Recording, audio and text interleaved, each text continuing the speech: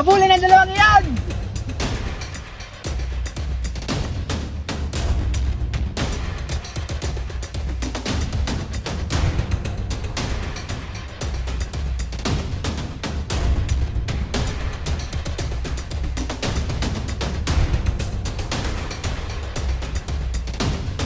Kailangan natin dito makatakas. May naisip akong paraan. Palit tayo ng damit. Bakit naman? Pangmalito sila. At isipin nilang ako si Crisostomo Ibarra. Baka naman ikay mapahamak. Wala na akong naisip na paraan. Naubusan na tayo ng oras. Habulin ang dalawang iyan!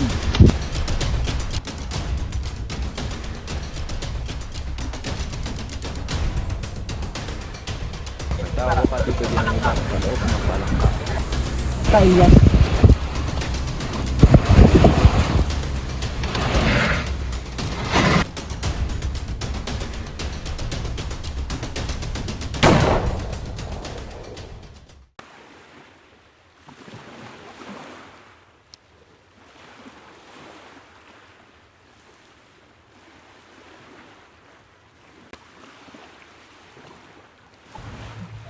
Buenos días a todos ustedes, Doña Migorina.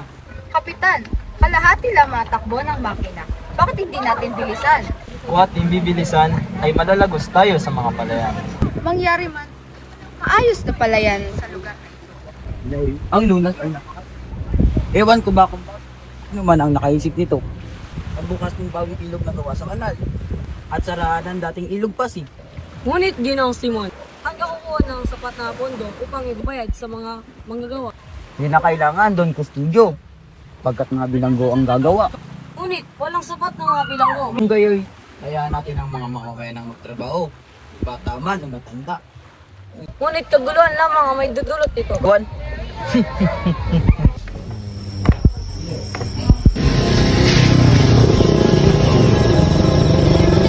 Alam mo ba na, sa susunod na karawan mo, maaari ka na magsuot ng saya. Talaga po tay? Magandang gabi, TS4. Magandang gabi, Padre. Anong may paglilingkod ko sa inyo? Kailangan mo bayad ng buwis. 200 piso. Sinasabi mo bang magbabayad ako ng renta sa sarili kong lupa? Sapagkat nagkamali ka ng pagbayad ng buwis sa nakaraang 13 taon. Ngunit, nililimusan ko ang mga pulubi upang maiwasan ang kanilang mga pamimirwisyo. At ayaw na ayaw akong magbayad. Abay, mapipilit ba nila ako? Ito'y naiiba dahil sa iyong pagpabaya. At ibig sabihin nito ay wala kang karapatan sa iyong lupa. Dating napakalit na halaga lamang yan. Ngayon, 200 piso na. Abay, napakalaki naman. Akin na tong lupa. Hindi! Faro portion! Hindi, lalaban ako. TS Faro! Tay! Huli na lalaki yan at gawing kawal.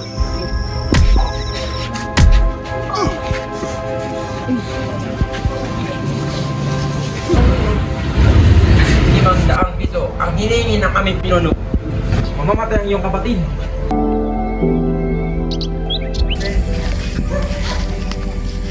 Matagal na rin ang huling punta ko rito. Naaalala ko pa rin ang mga pangyayari. Sariyo pa ang lahat sa aking isip. Parang kailan lang ang sakit na sinapit ko.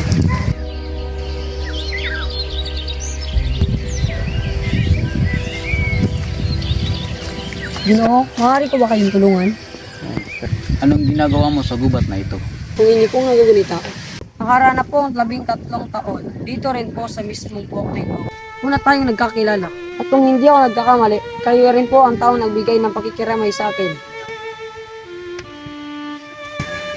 At sino ako sa tingin mo? Isang taong alam ng lahat, maliban sa akin, napatay na. Nakakamatayan na labis kong dinong. Isang napakalaking hindi mang iyong nalaman. Isang lihim na pwede mong ikapahamak. Di mo ba naisip yun? Sa iyong nalaman, pwede kang masawi sa aking kamay. Totoong naparito ako. 13 taon nang nakakaraan upang dakilain ang nag-iisa kong kaibigan na nilaan ang kanyang buhay upang ipaglaban ng mga Pilipino sa mga tao mapang-api.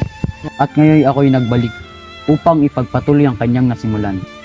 At di ko lubusang maisip na ang lasong naiwan ay lubusan ng kumalat sa lipunan. At ang kabataan, anong ginawa kundi sumunod pagpaalipin at hindi pinapakinggan. Nagkakamali kang Ginoong Simon. Kung hindi nag-aaral ang mga kabataan ng wikang Kastila, di tayo pakikinggan ng pamahalaan. Ang wikang ito ang tulay magbubuklod ng mga Pilipino.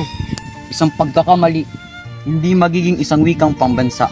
Anhin natin ang wikang ito. Bago lamang ng huwad na wikang ito, ang pagkatao at ating mga karapatan. Mali ang inyong iniisip, Ginoong Simon. At ano? Ano ang mapapala mo? Kung ikaw ang makakapagtapos, makikita mo ba na malaya ang iyong bayan? Kaya mo bang mabulok?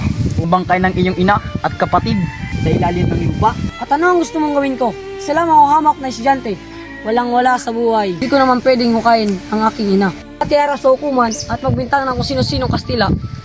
Ngayon, nalaman mo ang isang lihim na kung mabubunyag, ikakasawi ko. Ngayon, nasa kamay mo ang buong buhay ko, Basilio. Tayo nabibilang sa mga taong uhaw sa katwiran. Tulungan mo akong pabagsakin ng pamahalaan. Pag-iisipan ko muna, Ginoong Simon.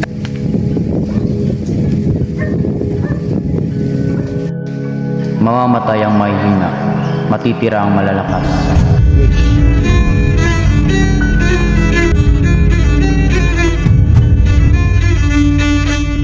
Yung pahindutan niyan, Brother General.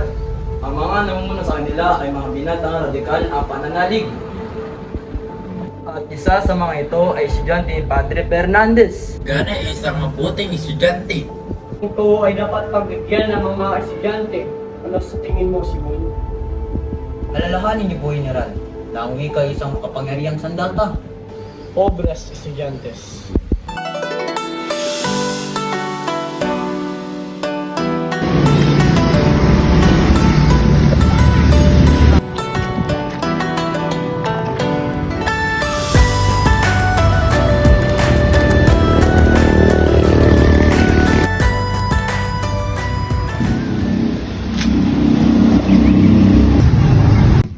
Ano, Beroga? Kamusta? Senyor Simon, mahirap. Mahirap aking negosyo. Niligtas kita sa maraming opisyal na nanghihingi sa iyo ng pera. Pero Senyor Simon, marami rin ang may utang sa akin na hindi ko masingil. Pinautang ko sila upang hindi ka na maabala. Wala sila bigay resibo, kaya di ko sila masingil. Kung gayoy, ilapit mo sila sa akin. Beroga, kailan nga pala ako sa hindi papapasok na kahon ng baril. At itago mo ito sa kamay. Mahirap at mapanganib iyon, Senyor Simon. Huwag kang matakot. Akong bahala. Naunawaan mo ba, Beroga? O siya ha. Ikaw na bahala diyan. Basta hindi ako sasabi.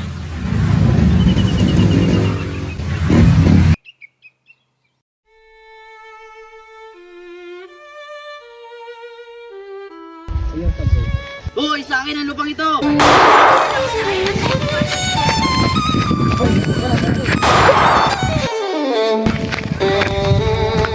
Wag po.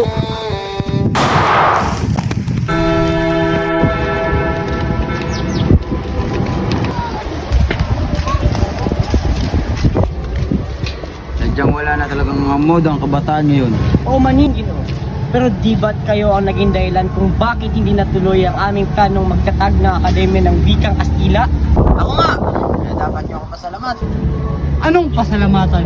Balak niyo bang dagdagaan ang apat na wika sa ating bansa? Mas lalo lang dito magkakaintindihan yan. Sa paglaganap ng Wikang Kastila, mas lalo tayong makapalapit sa pamahalaan at mas lalo tayong magkakaintindihan. Dahil sa ginawa mong ito, maulot ang pag-unlad ng bansang Pilipinas sa 100 taon. Isang malaking kamalian. Ano ang balak niyong gawin?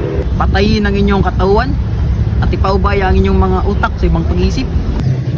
Ano ang inyong ibig sabihin, Ginoo? Ang wika ay salamin ng kaluluwa. At kapag inalis iyan, ay wala ng katarungan. At ang bansa ay pwedeng mamatay. At kung ganyan ang inyong pag-iisip, habang buhay kayong nakagapos sa kapangyarihan ng Espanya na walang kalayaan. Iyan ang iyong paniniwala. Ngunit sa pamamagitan lamang ng pagsasawalang buhay, hindi nyo kami mapipigilan. Bubuhayin namin. Nasa amin ang panig ng batas. Kami ang nasa matuwid.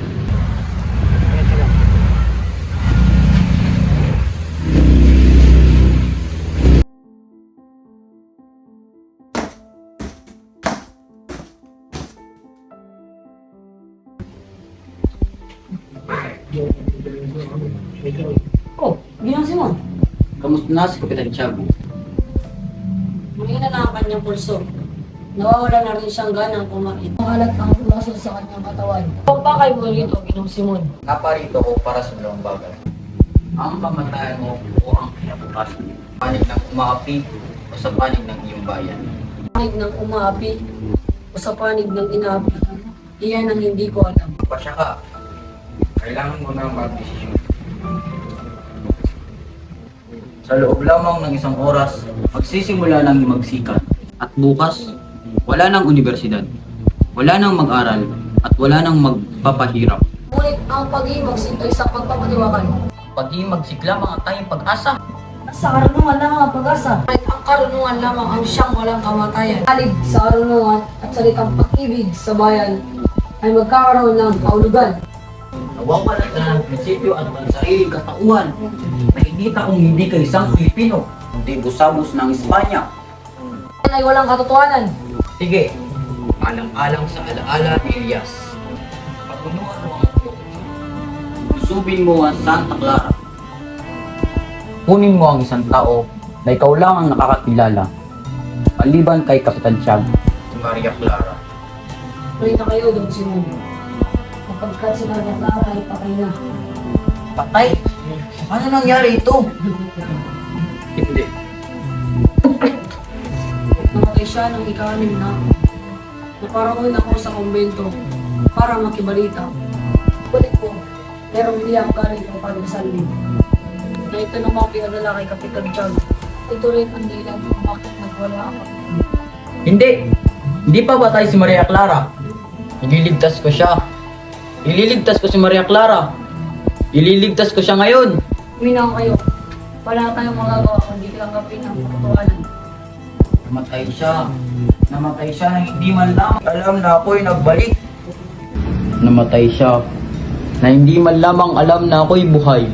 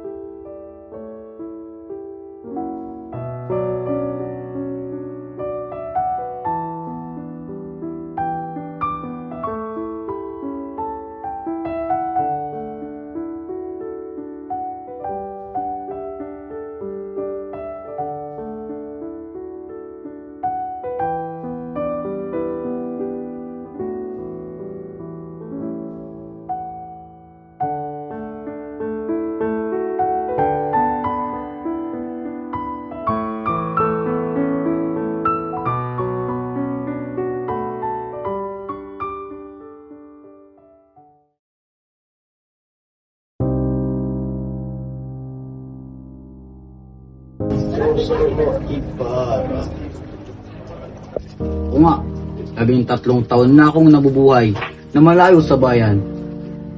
3 taon na akong naghihintay, nag-aalala, umaasa na maiituwid ko ang iyong kamalian.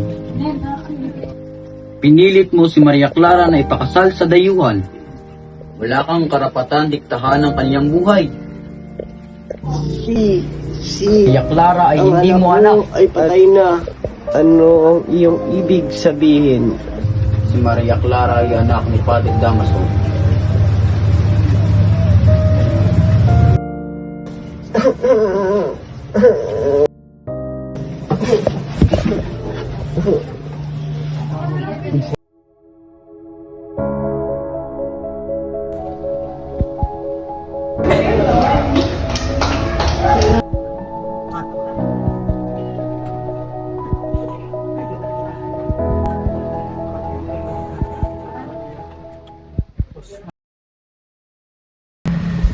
Simon. Nakalimutan kong pinahirapan ko kasi ng aking kapatid at pinahirapan ng aking ina. Pinapahirapan ako ng Diyos. Ang Wala na kayo magawan kundi galit at pag-igal. Sasama na ako sa inyo, Ginoong Simon. Paparusahan ng mga makasalanan na matagal lang nagtatago sa katotohanan. Ano ibig sabihin?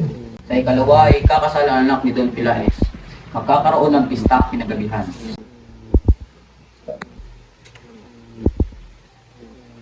Ang lamparang ito ay magbibigay ng liwanag. Ngunit pansamantala lang, sa oras na ayusin ang mitya, boom! Sasabog ang bomba. Makakarinig ng magsabong ang Pilipinas. Ano naman ang gagawin ko, Ginoong Simon? Ikaw ang mumuno sa iba. Dahil mumuna sila sa bahay ni Quiroga. Dahil nandun nakaimbak ang mga baril at pulbura. Ang pagsabong ay magiging madyat upang sila ay magtipon-tipon. At pagsugod, ang mga Mestizo, Indio, Inchik at Kastila, lahat sila ay masasabi. Kaya mag-ingat ka, Basilio. Kayo rin po, Ginoong Simon. Paano mo nagawa sa akin to, Paulita? Mahal na mahal kita. El nombre del Padre, del Hijo y del Espíritu Santo. Amén.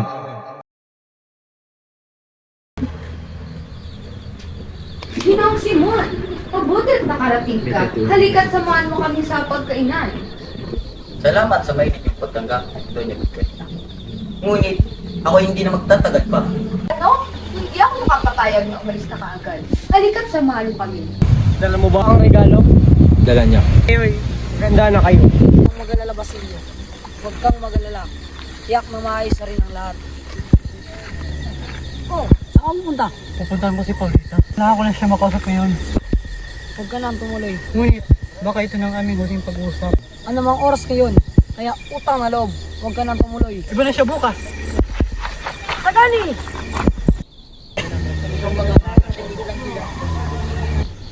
Ang ganda naman ng lamparang iyan.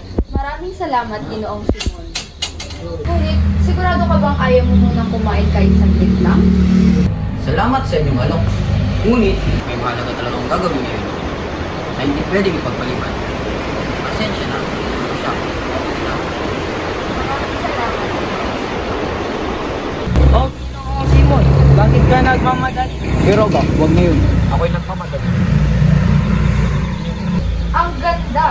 Ang lamparang galing kay ay saglit namatay ang sinding. Huwag kang mag-alala. Madali lang yan ayusin. Ano ito? Mane Diesel Pares. Juan Crisostomo Ibarra. Ano? Masamang biro iyan. Ano ba kayo? Huwag kayo mabala. Di naman siguro totoo yan. Ngunit ito'y galing sa isang tao ng matagal nang patay. Tunay niyang masamang biro ito. Ngunit, ito ay sulat ni Crisostomo Ibarra. Gusto niya tayong patayin? Huwag niyo nang alalahanin yan.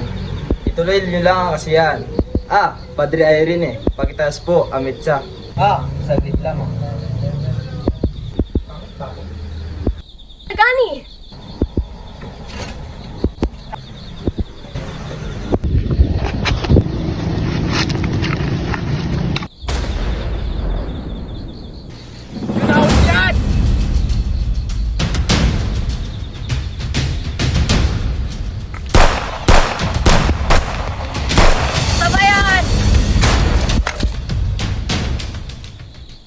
Bakit ako nabigo?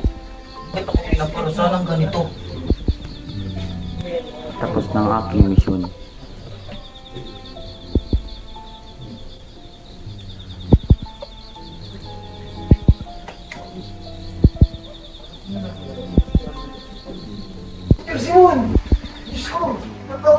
Na kayong mag-alala, Padre. Nangyari na ang nangyari.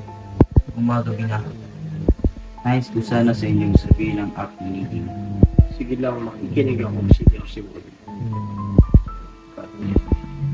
Ito pa naman, puro lang may Diyos na gumagawin sa atin. Bisa sa Senyor Simon, at ang Diyos ang magabay sa atin kung wala tayo mapunta. Lawin ko ako. Kaya ako mamatay ng may Diyos. Ang kayamanan ay siyang lason sa lahat ng tao. Ito ang nagpapabulag at nag-uudyok na gumawa sila ng kasalanan. Kung may taong mas nangangailangan na may malinis na hangarin, ipahintulot ng Diyos na ika'y matagpuan. Samantala, diyan ka muna sa ilalim ng dagat kung saan hindi makakapalugid ang kasamaan.